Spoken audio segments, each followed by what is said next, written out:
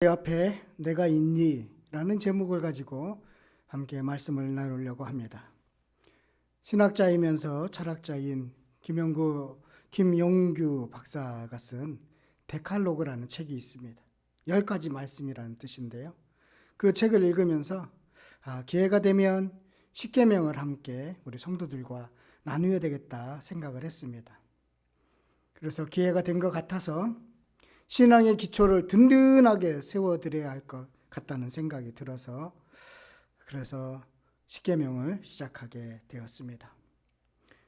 그래서 십계명 또 사도신경, 주기도문처럼 익숙하지만 또 막상 설명을 하라면 그 깊은 뜻을 이렇게 잘 알지 못하는 그런 말씀을 좀 나누어서 우리 신앙의 기초를 다시 한번 점검하는 시간을 가졌으면 좋겠습니다.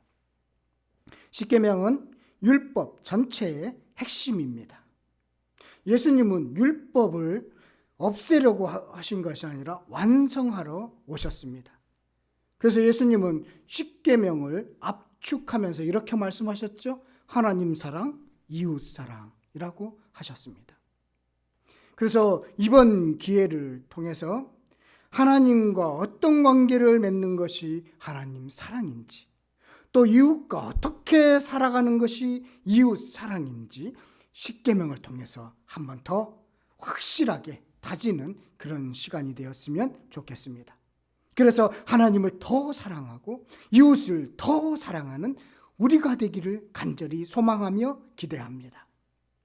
그래서 십계명을 보시면요, 대부분 4계명, 5계명을 제외하고는 8가지의 계명은 다 하지 말라라고 되어 있습니다. 생명을 풍성하게 하시는 하나님이 왜 하지 말라라고 하신 목적이 무엇일까? 이렇게 부정적인 단어를 사용하면서 경고성 계명을 주신 의도가 무엇일까? 이것을 제대로 알았으면 좋겠습니다.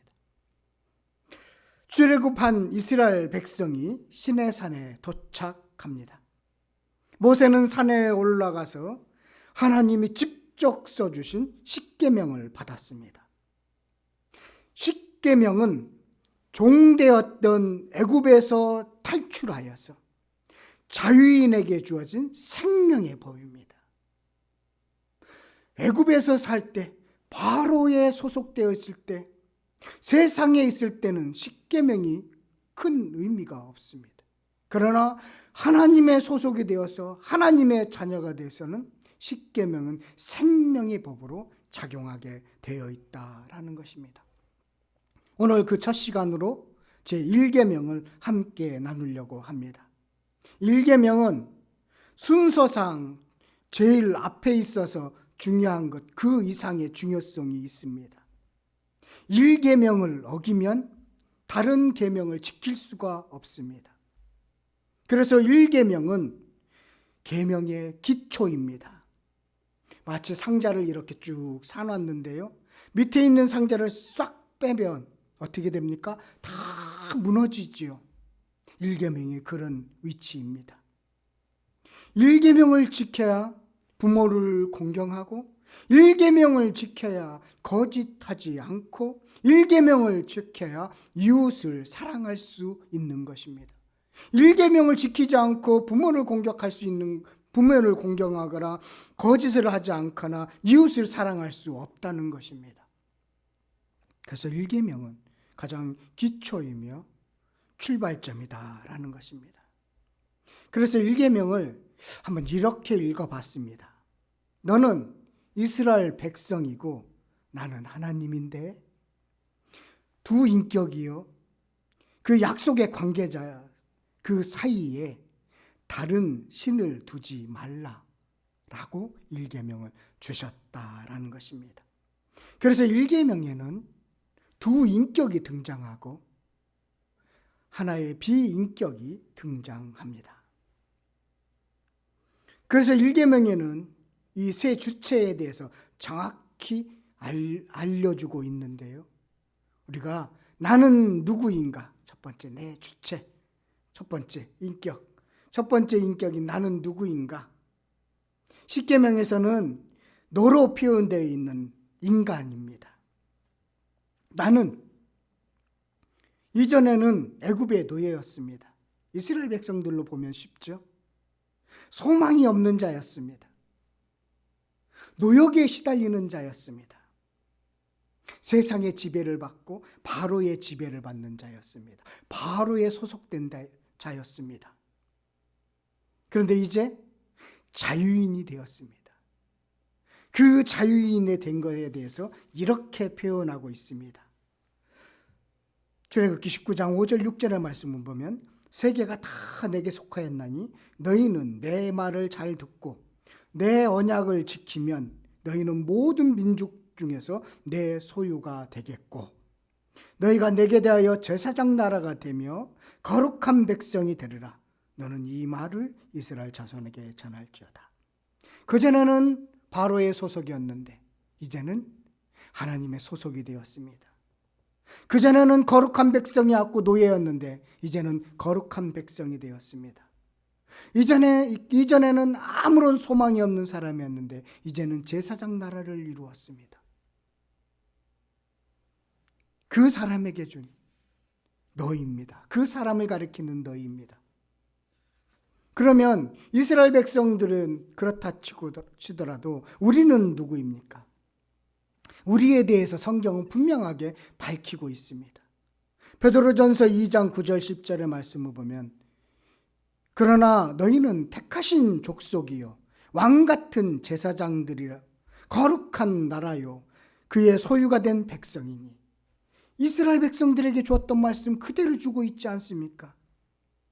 이는 너희를 어두운 데서 불러내어 그의 기이한 빛에 들어가게 하신 이의 아름다운 덕을 선포하게 하려 하심이라. 증인의 삶을 살아라. 너희가 전에는 백성이 아니었더니 이제는 하나님의 백성이요 전에는 국류를 얻지 못하였더니 이제는 국류를 얻은 자라고 분명하게 우리가 누구인지를 가르쳐주고 있습니다. 그전에는 하나님의 백성이 아니었습니다. 세상의 백성이었죠. 세상에 소속된 사람이었습니다.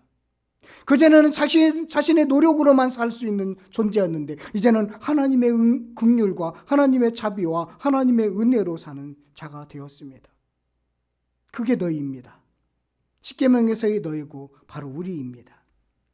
에베소서 2장 12절 13절에 보면 우리는 그리스도 밖에 있었고 이스라엘 나라 밖에 있는 사람이요 약속의 언약들에 대해서는 외인이었고 세상에서 소망이 없는 사람들이었습니다. 그런데 그리스도 예수 안에서 하나님께 가까워졌습니다. 전에는 그리스도 밖에 있었습니다. 전에는 이스라엘 밖에 있었습니다. 언약과는 관계없는 외인이었습니다. 세상에서 소망 없는 사람이었습니다. 죽으면 끝나는 사람이었습니다. 그런데 이제 예수 안에서 가까워진 사람입니다. 나입니다. 그게. 그래서 1계명에 나로 표현된 내가 누구인지를 정확히 알아야만이 이 10계명을 지킬 수 있는 것이다 라는 것입니다. 다음에 또 한 분의 인격이 있지요. 1계명에 나로 표현된 하나님은 어떤 분인가를 분명히 알아야 되는 것이에요. 하나님은 참 어떻게 생겼을까요? 너무 상상하지 않습니까? 우리가 가끔 하나님은 어떻게 생기셨을까? 그런데 성경을 보면 이렇게 기록하고 있습니다. 요한일서 4장 12절에 보면 어느 때나 하나님을 본 사람은 없으되 하나님을 본 사람은 없습니다. 디모데전서 6장 16절에도 어떤 사람도 보지 못하였고 볼 수 없는 이라고 분명히 밝히고 있습니다. 하나님은 볼 수 없는 분입니다. 보이지 않습니다. 그러나 보입니다. 하나님은 보이지 않지만 보여서 우리의 삶을 주관하시고 우리를 인도하시는 분입니다.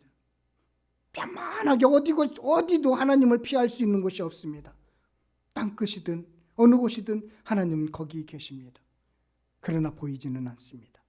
하나님은 그런 분입니다. 그러면 모세가 만난 하나님은 어떤 분일까요?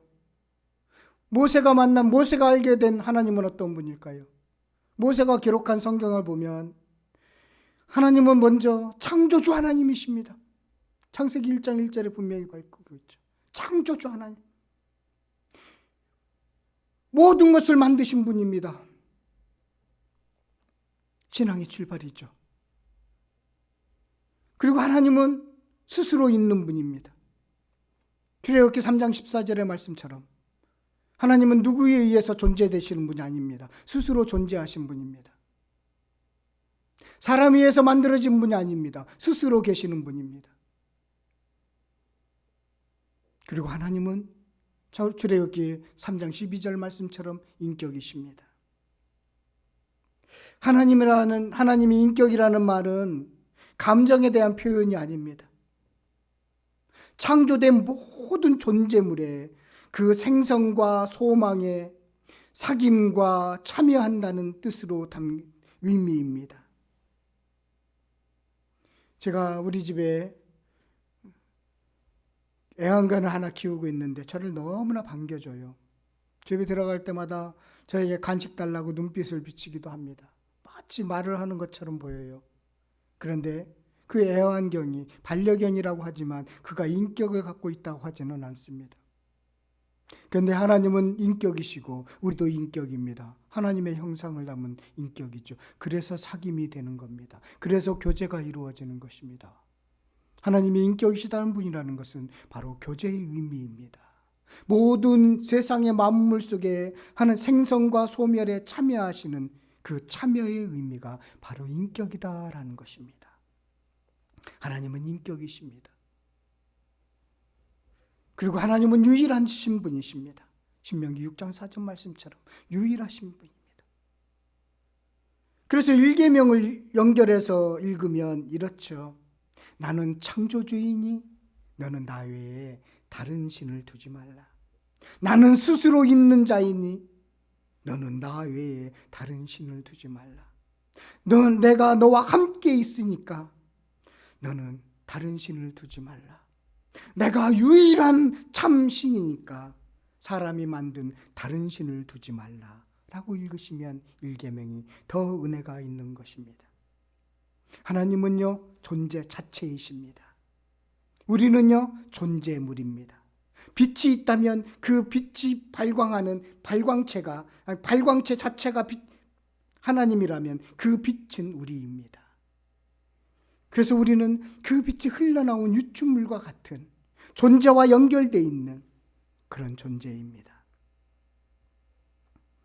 그래서 하나님은 반석이시고 우리는 그 반석 위에 세운 그런 존재물에 불과합니다. 그래서 하나님의 기초가 무너지면 우리는 무너지는 것입니다. 일계명은 그런 의미로 주신 것입니다. 또 하나의 비인격이 있어요. 다른 신.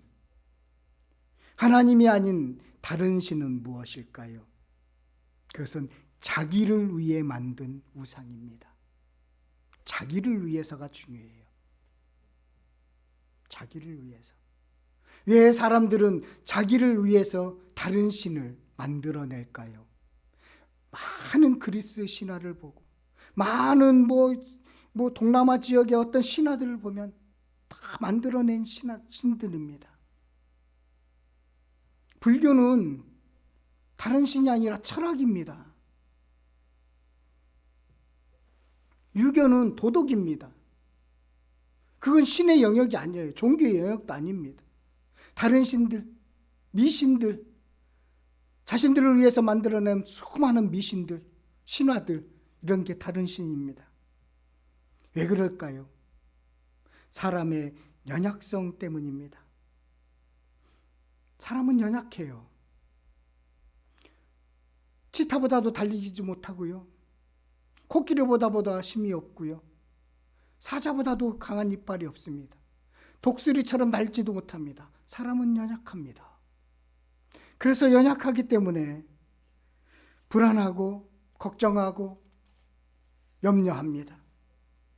그래서 눈에 보이는 것뿐만 아니라 눈에 보이지 않는 것조차 신으로 삼고 위로를 얻으려고 합니다. 그러면 이스라엘 백성들은 애굽에 있을 때 다른 신에 노출되어 있었던 것입니다.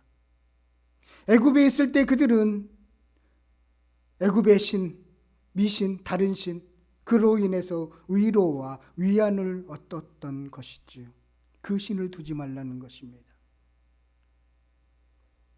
지금도 실제로는 하나님 외에 다른 신들을 끊임없이 만들어냅니다.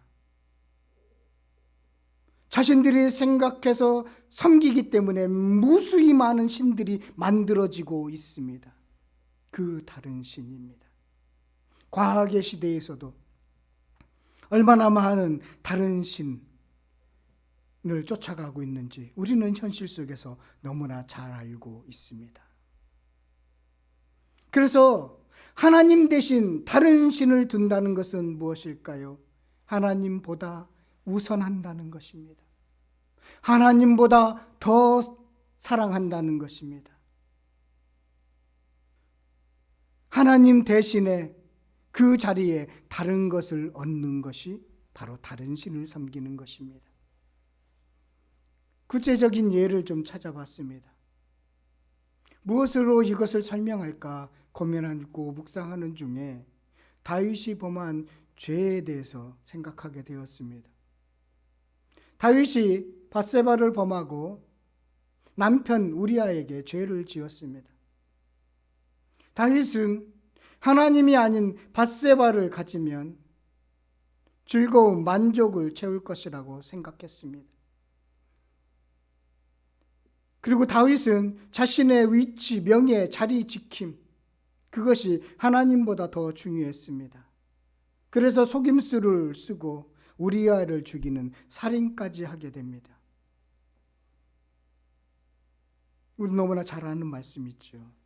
그리고 나서 나단 선지자의 지적을 받고 다윗이 회개하는데 침상을 적시면서 회개했는데 그가 쓴 시를 보면 좀 이상하다는 생각이 듭니다. 시편 51편 4절에 보면 다윗이 자신의 죄를 고백하면서 회개하면서 쓴 문장 한 문장이 눈에 거슬립니다. 4절의 말씀에 앞부분에 주께만 범죄했습니다. 그런 고백이 주께만 죄를 지었다는 말이 과연 이게 맞는 말인가 생각이 듭니다. 고통당하는 사람에게 뻔뻔하게 행동해도 된다는 식으로 들리기 때문입니다. 그래서 하나님과 죄의 문제를 풀면 나머지는 풀 필요가 없는 것처럼, 사람에게는 풀 필요 없는 것처럼 그렇게 들리기 때문입니다. 그래서 거북해서 옛날 오래전에 봤던 밀양 그 살인자가 말했던 말과 참 오버랩이 되었습니다. 하나님께서 나를 용서하였기 때문에 사람에게 용서를 받을 필요 없고 용서할 필요가 없다. 그렇게 말하는, 구할 필요가 없다라고 말하는 그 살인자의 말과 참 비슷해 보였습니다. 좀 그래서 거북했습니다. 그런데 진정으로 회개한 다윗은 왜 주께만 범죄했다고 했을까? 그냥 다윗이 나는 나쁜 놈입니다. 자책하고 고백하는 것. 그것이 어쩌면 더 솔직해 보이기 때문이었습니다. 그런데 다윗이 진정으로 회개했는데 왜 주님께만 범죄했습니까? 라고 그렇게 했을까? 거기에 큰 의미가 있는 줄을 알게 되었습니다. 내가 나쁜 놈입니다. 죄송합니다. 잘못했습니다. 라고 사람에게 그렇게 고백하는 거, 그것도 참 좋고 좋은 일이죠. 그런데 그것으로만 그치면 참 회개가 아니라는 것입니다. 다윗은 십계명을 알고 있었습니다. 그리고 자신이 범한 죄, 간음죄, 살인죄, 그 근본의 죄악이 무엇인지를 다윗은 깊이 알고 깨닫게 되었던 것입니다. 자신의 죄가, 그 살인의 죄가, 간음의 죄가 얼마나 하나님을 무시한 것인지를 알게 되었습니다. 자신의 죄가, 그 간음죄가, 그 살인죄가 얼마나 하나님을 업신여기는 것인지를 알게 되었습니다. 다윗의 이 고백은 주께만 범죄였습니다라고 하는 이 고백은 하나님 자리에 다시 다른 신을 두지 않겠습니다. 하나님 자리에 자신의 만족을 위해서 어떤 것을 가지지 않겠습니다. 자신의 지위와 명예를 지키기 위해서 살인까지 서슴었던 그 죄악, 그 자신을 지키기 위한 그 자리에 하나님을 대신하지 않겠습니다라는 고백이 담겨져 있는 것이지요. 일계명을 지키겠습니다라는 것이지요. 하나님께서 진정한 주가 되면, 진정한 아름다움이 되면 여러분 가늠하지 않습니다. 가늠하지 않아요. 하나님이 나의 모든 것을 부족을 채워주시는 분이라는 것을 확신하면 무엇을 가지려고 사람을 속이지 않아요. 거짓말하지 않아요. 이웃을 속이지 않아요. 하나님 안에서 내가 누구인지 정확히 알게 발견한 사람은 사람에게 인정받으려고 쫓아다니지 않아요. 그래도 만족함이 가득합니다. 1계명을 지키는 사람은 2계명, 3계명, 4계명, 5계명, 6계명, 7계명, 10계명까지 다 지키게 되어 있다는 것이지요. 그래서 1계명이 기초이며 근본인 것입니다. 그리고 이사야는 분명히 이렇게 말씀하고 있습니다. 이사야서 44장 6절의 말씀에 이스라엘의 왕인 여호와, 이스라엘의 구원자인 만군의 여호와가 이같이 말하노라. 나는 처음이요 나는 마지막이라. 나 외에 다른 신이 없느니라. 하나님만이 유일한 분입니다. 하나님만이 참 신이십니다. 하나님을 대신해서 다른 신을 섬기면 안 되는 것입니다. 여러분, 다른 신은 이상하게 생긴 것이 아닙니다. 다른 신은 내가 가지면 좋아지는 것, 좋아 보이는 것, 사람들이 부러워하는 것, 저 사람 가졌는데 나도 저거 가졌으면 좋겠다 하는 것, 저거 있으면 좀 행복하고 편안하겠다 하는 것, 그렇게 포장되어서 신으로 다가옵니다. 어쩌면 우리들이 일상적으로 겪는 자식이나 남편이나 아내나 성공이나 인정이나 이런 거 인정받는 거 좋죠. 바라죠. 하지만 그것이 주 목적이 되면 그것이 바로 다른 신이 되는 것입니다. 그것이 나를 지배하게 됩니다. 하나님이 지배하는 게 아니라 그것이 나를 지배하게 됩니다. 인생의 참된 주인이 누구인지를 그 대답을 갖지 못하면 성경의 하나님이 아닐 가능성이 참 높습니다. 그래서 속기 쉽습니다. 결국은요, 하나님을 섬기든지 다른 신을 섬기든지 둘 중에 하나를 택해야만 되는 것입니다. 여러분, 1계명은 신앙의 출발이며 나는 누구이고 하나님이 누구인지, 그리고 우리가 쉽게 일상 속에서 속아 넘어가야 되는 것이 무엇인지를 명확하게 정확하게 가르쳐 주고 있습니다. 하나님은 영원하시고요, 강력하시고 지혜롭고 거룩합니다. 반면에요, 인간은 잠깐 있다 없어지는 안개에 불과합니다. 하나님과 인간이 구분되는 지점이 있지요. 갈라지는 지점이 있죠. 그러나 너무나 1계명을 보면 너무나 감격스러운 이유는 그분이 우리를 너와 나의로 대우해 준다는 것입니다. 영원하신 하나님이 안개와 같이 불과한 우리를 상대해 준다는 거예요. 하나님 앞에 놓여준다는 거예요. 너와 나. 그러면서 이렇게 부탁합니다. 너 나와 사이에 다른 게 끼어 있으면 안 돼. 너와 나의 관계 속에서 다른 게 끼어 있으면 안 돼. 너와 나에는 막힘이 없어야 돼. 그것이 바로 1계명입니다. 그러면서 하나님이 오늘 이 아침에 우리들에게 묻습니다. 내 앞에 내가 있니? 내 앞에 내가 있니? 내가 보이니?